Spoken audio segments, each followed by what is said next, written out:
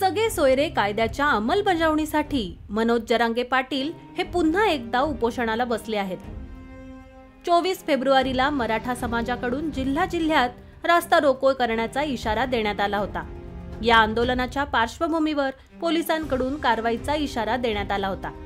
अशातच जालना जिल्ह्यात शेकडो मराठा आंदोलकांवर गुन्हे दाखल केल्याची माहिती समोर आली आहे।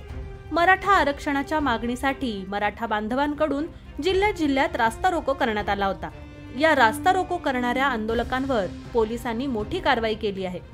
जालना जिल्ह्यात शेकडो मराठा आंदोलकांवर गुन्हे दाखल करण्यात आले आहेत। भोकरदनमध्ये 70, हसनाबादमध्ये 15, बदनापूरमध्ये 100 पेक्षा अधिक, परतूरमध्ये 9 तर अंबडमध्येही गुन्हे दाखल करण्यात आले आहेत। मनोज जरांगेच्या आदेशानंतर जिल्ह्यात ठिकठिकाणी मराठा आंदोलकांनी रास्ता रोको आंदोलन केलं। काही भागात आंदोलक आणि पोलिसात धक्काबुक्की झाल्याचे प्रकारही बघायला मिळाले। त्यानंतर पोलिसांनी कारवाई करत शेकडो मराठा आंदोलकांवर गुन्हे दाखल केले आहेत।